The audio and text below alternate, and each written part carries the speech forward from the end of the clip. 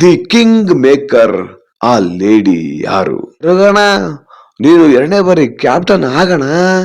ಅಶ್ವಿನಿ ಗೌಡ ಅವರು ಹೇಳಿದ್ದಾದರೂ ಏನು? Birthday Raghu sir. ನಮಸ್ಕಾರ ಸ್ನೇಹಿತರೆ, ನಾನು public talk Kannada YouTube channel ಇಂದ ಜವಳಿ ಕೊಟ್ರೇಶ್. ಇದುವರೆಗೂ ಯಾರು ನನ್ನ ಯೂಟ್ಯೂಬ್ ಚಾನಲ್ ಅನ್ನ ಸಬ್ಸ್ಕ್ರೈಬ್ ಮಾಡ್ಕೊಂಡಿಲ್ವೋ ಅವರು ಈಗಲೇ ಹೋಗಿ ಸಬ್ಸ್ಕ್ರೈಬ್ ಮಾಡ್ಕೊಂಡು ಪಕ್ಕದಲ್ಲಿರೋ ಬೆಲ್ ಐಕನ್ನ ಹೊಡೆದ್ಬಿಡಿ. ಇವತ್ತಿನ ಬಿಗ್ ಬಾಸ್ ಮ್ಯಾಟರ್ ಏನಪ್ಪ ಅಂದ್ರೆ, ಬಿಗ್ ಬಾಸ್ ಸೀಸನ್ 12ರಲ್ಲಿ 2ನೇ ಬಾರಿಗೆ ನಾಯಕನ ಪಟ್ಟವನ್ನು ಏರಿದ ರಘು ಪರೋಕ್ಷವಾಗಿ ಅವರಿಗೆ ಬೆಂಬಲ ನೀಡಿದ ದಿ ಕಿಂಗ್ ಮೇಕರ್ ಆ ಲೇಡಿ ಯಾರು?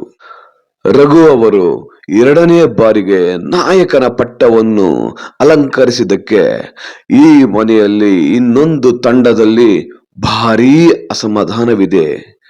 ಆ ತಂಡದ ಸದಸ್ಯರು ಏನ್ ಮಾತಾಡಿದ್ದಾರೆ? ರಘು ಅವರಿಗೆ, ರಘಣ, ನೀನು 2ನೇ ಬಾರಿ ಕ್ಯಾಪ್ಟನ್ ಆಗೋಣ, ನಮ್ದೆಲ್ಲ ಸಪೋರ್ಟ್ ನಿನಗಿರ್ತದಣ ಅಂತ ಹೇಳಿದ್ದಕ್ಕೆ ಗಿಲ್ಲಿ ಅವರಿಗೆ ಅಶ್ವಿನಿ ಗೌಡ ಅವರು ಹೇಳಿದ್ದಾದರೂ ಏನು? ಇದೆಲ್ಲದಕ್ಕೂ ನಾನು ಸವಿವರವಾಗಿ ಒಂದು ವಿವರಣೆ ಕೊಡ್ತಾ ಹೋಗ್ತೀನಿ. ರಘು ಅವರು ಮೊದಲಿಗೆ ನಾಮಿನೇಟ್ ಆಗಿದ್ರು.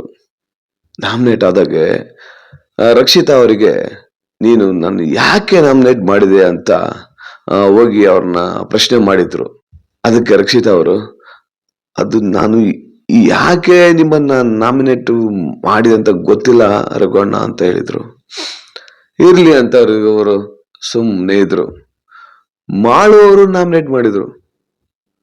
ಅವಾಗೂ ಕೂಡ ಮಾಳು, ನಾನು ಟಾಸ್ಕ್ ಮಾಡ್ತಾ ಇಲ್ವಾ, ನನ್ನ ಟಾಸ್ಕ್ ಇಂದಲೇ ಅವ್ರು ವಿನ್ ಆಗಿರೋದು ಆ ತಂಡ, ಆದ್ರೆ ನನ್ನ ಯಾಕೆ ನಾಮಿನೇಟ್ ಮಾಡಿದೆ ನೀನು ಅಂತ ಅವರೇನು ರಘು ಅವರೇನು ಸಿಟ್ಟಲ್ಲೇನು ಕೇಳಿಲ್ಲ, ಸುಮ್ನೆ ಒಂದು ಅಸಮಾಧಾನನ ವ್ಯಕ್ತಪಡಿಸಿದ್ರು. ಇನ್ನೊಂದು ಕಾಮಿಡಿ ಇದೆ, ಹೇಳ್ತೀನಿ ಕೇಳಿ. ರಘು ಅವರಿಗೆ ಅವರ ಒಂದು ಬರ್ತ್ಡೇನ ಇಲ್ಲೇ ಆಚರಣೆ ಮಾಡ್ಕೋಬೇಕಂತ ಆಸೆ ಇತ್ತು. ಆದ್ರೆ ಈ ನಾಮಿನೇಷನ್ ಆಗಿದ್ದೆಲ್ಲ ನೋಡಿಬಿಟ್ಟು, ಇಲ್ಲಿ ನಾನು ಈ ಬಿಗ್ ಬಾಸ್ ಮನೆಯಲ್ಲಿ ನನ್ನ ಬರ್ಡೇನ ಆಚರಣೆ ಮಾಡ್ಕೊಳ್ಳೋಣ ಅಂದ್ರೆ ಇದೇನ್ರು ಎಲ್ರು ನಾಮಿನೇಟ್ ಮಾಡ್ಬಿಟ್ಟಿದ್ದೀರಾ ಅಂತ ಏನೋ ಹಿಂಗೆ ಮಾತಿನ ಸಂದರ್ಭ ಬಂದಾಗ ಹೇಳಿದ್ರು. ಅದನ್ನೇ ಇಟ್ಕೊಂಡ್ರಪ್ಪ ನಮ್ಮ ಗೆಲ್ಲಿ ನಟ ಅವರು. ನೋಡ್ರಿ, ನಮ್ಮ ರಘುವಣ್ಣ ಬರ್ತ್ಡೇನ ಇಲ್ಲಿ ಆಚರಣೆ ಮಾಡ್ಕೋಬೇಕಂತ ಆಸೆ ಪಟ್ಟಿದ್ರು. ನನಗನ್ಸುತ್ತೆ ಅವ್ರ ಆಸೆ ಮನೆಯಲ್ಲಿ ನೆರವೇರ್ಬಹುದೇನೋ. ಬಿಡು ರಘುವಣ್ಣ, ಆರಾಮಾಗಿ ಮನೇಲಿ ಹೋಗಿ ನಿನ್ನ ಬರ್ತ್ಡೇನ ಸೆಲೆಬ್ರೇಷನ್ ಮಾಡುವಂತೆ ಅಂತ ಹೇಳಿದ್ರು. ನಾಮಿನೇಟ್ ಆಗಿದ್ದ ರಘು ಅವರು 2ನೇ ಬಾರಿಗೆ ಕ್ಯಾಪ್ಟನ್ ಆಗಿದ್ದಾರೆ. ಇದು ಸುಮ್ನೆ ಸಾಧಾರಣ ವಿಷಯ ಅಲ್ಲ, ಇದು ಒಂದು ಅಚೀವ್ಮೆಂಟ್ ಅಂತ ಅನ್ಕೋಬೇಕು. ಈ ಕ್ಯಾಪ್ಟನ್ ಪಟ್ಟಕ್ಕೋಸ್ಕರ ಎಲಿಮಿನೇಟ್ ಆದವರಿಗೆ ಒಂದು ಟಾಸ್ಕ್ ಕೊಟ್ಟಿದ್ರು. ಅದೇನಪ್ಪಾ ಅಂದ್ರೆ, ಒಂದು ಅಖಾಡ ಇರುತ್ತೆ. ಆ ಅಖಾಡದಲ್ಲಿ ಒಂದು ಬಾಲ್ ಇರುತ್ತೆ. ಆ ಬಾಲ್ನ ಯಾರು ಕಂಟೆಸ್ಟೆಂಟು ಅವ್ರನ್ನ ತಳ್ಳಿಬಿಟ್ಟು, ಇಲ್ಲಾಂದ್ರೆ ಆ ಬಾಲ್ನ ಆ ಒಂದು ಅಖಾಡದಿಂದ, ಆ ಒಂದು ಕೋರ್ಟ್ ಇಂದ ಆಚೆ ಹಾಕ್ತಾರೋ ಅವರು ಎಲಿಮಿನೇಟ್ ಆದಂಗೆ. ಅದೇ ರೀತಿ ಫಸ್ಟಿಗೆ ಇವ್ರು ಜಾಹ್ನವಿ, ನಿಶಾ, ಹಾಗೆ ನಮ್ಮ ಅಶ್ವಿನಿ ಗೌಡ ಅವರು ಬರ್ತಾರೆ. ಅಶ್ವಿನಿ ಗೌಡ ಮತ್ತೆ ಜಾಹ್ನವಿ ಅವರು ನಿಶಾ ಅವ್ರನ್ನ ಆಚೆ ತಳ್ಳಿಬಿಡ್ತಾರೆ, ಬಾಲ್ನು ಆಚೆ ಹಾಕ್ಬಿಡ್ತಾರೆ. ಅದಾದ್ಮೇಲೆ ಮತ್ತೆ ಅಶ್ವಿನಿ ಗೌಡ ಅವರಿಗೆ, ಜಾನು ಅವರಿಗೆ ಮತ್ತೆ ಒಂದು ಆಟ ನಡೆಯುತ್ತೆ. ಆ ಆಟದಲ್ಲಿ ಅಶ್ವಿನಿ ಗೌಡ ಅವ್ರನ್ನ ಜಾನು ಅವರು ಆಚೆ ತಳ್ಳಿಬಿಡ್ತಾರೆ. ಆಗ ಜಾನ್ವಿ ಅವರು ವಿನ್ ಆಗ್ತಾರೆ. ಆಮೇಲೆ ಅದು ಸ್ವಲ್ಪ ಲೇಟ್ ಆಗುತ್ತೆ, ಏನು ಟೈಮಿಂಗ್ಸು. ಅದಾದ್ಮೇಲೆ ಮತ್ತೆ ರಘು ನಾಮಿನೇಟ್ ಆಗಿರ್ತಾರಲ್ವಾ, ರಘು, ಕಾಕ್ರೋಚ್ ಸುದಿ ಅವರು, ಹಾಗೆ ಧ್ರುವ್ ಅಂತವ್ರು, ಇವ್ರು 3 ಆ ಕಾಡಕ್ ಬರ್ತಾರೆ. ರಘು ಅವರು ಫ್ರಾಕ್ಷನ್ ಆಫ್ ಸೆಕೆಂಡ್ ಅಲ್ಲೇ ಧ್ರುವ್ ಅಂತವ್ರನ್ನ ಕೋರ್ಟಿಂದ ಆಚೆ ಆಗ್ಬಿಡ್ತಾರೆ, ಅದು ಬಾಲ್ ಸಮೇತ. ಆಗ ಗಿಲ್ಲಿ ಅವ್ರು ಹೇಳ್ತಾರೆ, ಏನ್ ಧ್ರುವಣ್ಣ ಬಾಲ್ ಸಮೇತ ಓಡ್ ಬಂದ್ಬಿಟ್ಟೆ, ಅಯ್ಯ ನೋಡ್ರಿ ನಮ್ಮ ಧ್ರುವಣ್ಣ ಯಾರಿಗೆ ಕಾಣ್ದಂಗೆ ಹೊರಟೇ ಹೋಗ್ಬಿಟ್ಟ ಅಂತ ಕಾಮಿಡಿ ಮಾಡ್ತಾರೆ. ಆ, ಅದಾದ್ಮೇಲೆ ಕಾಕ್ರೋಚ್ ಸುದಿ ಅವರು ಮತ್ತೆ ರಘು ಅವ್ರಿಗೆ ಬೀಳುತ್ತೆ. ಕಾಕ್ರೋಚ್ ಸುದಿ ಅವರು ಬಾಲ್ನ ಬಿಸಾಕ್ಬಿಟ್ಟು ಸುಮ್ನೆ ನಿಂತ್ಕೊಂತಾರೆ. ಯಾಕಂದ್ರೆ ರಘು ಅವ್ರ ಮುಂದೆ ಇವ್ರ್ ಗೆಲ್ಲಕ್ಕಾಗತ್ತಾ? ಆಗಲ್ಲ ಅಂತ ಸುಮ್ನೆ ನಿಂತ್ಕೊಂತಾರೆ.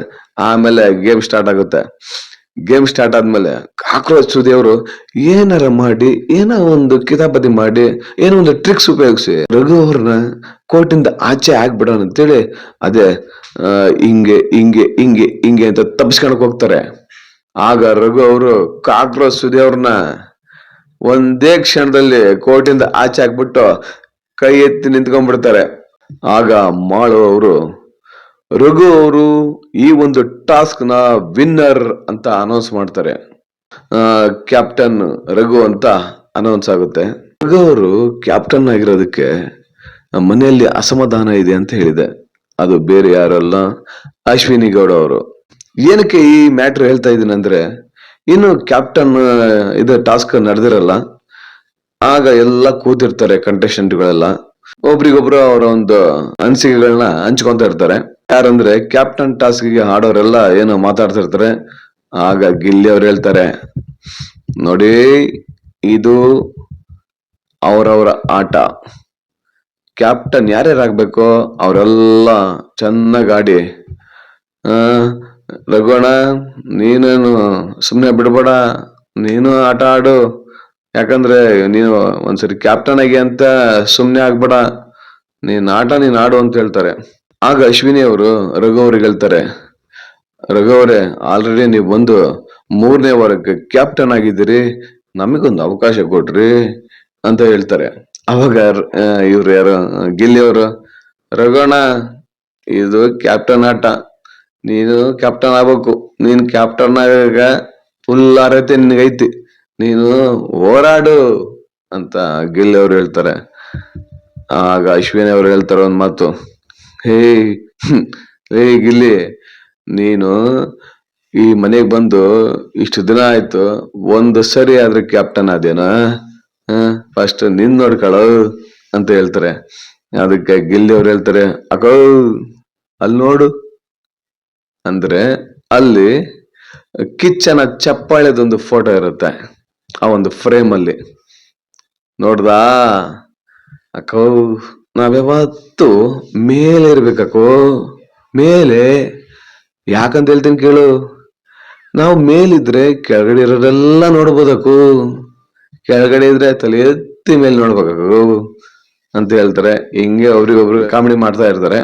ಟೋಟಲಿ ಹೇಳ್ಬೇಕಂದ್ರೆ ರಘು ಅವರು ಕ್ಯಾಪ್ಟನ್ ಆಗಲು the king pin Rakshita Shetty ಅವರೇ ಕಾರಣ ಅಂತ ನಮ್ಮ ವೀಕ್ಷಕರ ಒಂದು ಅನಿಸಿಕೆ, ಅಭಿಪ್ರಾಯ.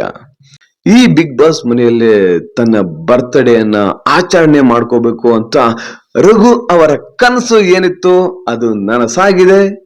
2ನೇ ಬಾರಿ ಕ್ಯಾಪ್ಟನ್ ಪಟ್ಟವನ್ನು ಏರಿ ರಘು ಅವರು ತನ್ನ ಬರ್ತ್ಡೇಯನ್ನು ಬಿಗ್ ಬಾಸ್ ಮನೆಯಲ್ಲಿ ಆಚರಿಸಿಕೊಳ್ತಾರೆ. ನಾವೆಲ್ಲರೂ ಕೂಡ ರಘು ಅವರಿಗೆ ಹುಟ್ಟು ಹಬ್ಬದ ಶುಭಾಶಯಗಳನ್ನು ಕೋರೋಣ. Happy birthday Raghu sir. ಇದೇ ತರ ನೀವು ತಮ್ಮ ನೈಜ ಆಟವನ್ನು ಮುಂದುವರಿಸ್ಕೊಂಡು ಹೋಗಿ ಅಂತ ನಾವು ಕೇಳ್ಕೊತೀವಿ. ಜೈ ಬಿಗ್ ಬಾಸ್, ಜೈ ಕಿಚ್ಚ ಬಾಸ್, ಜೈ ಕರ್ನಾಟಕ.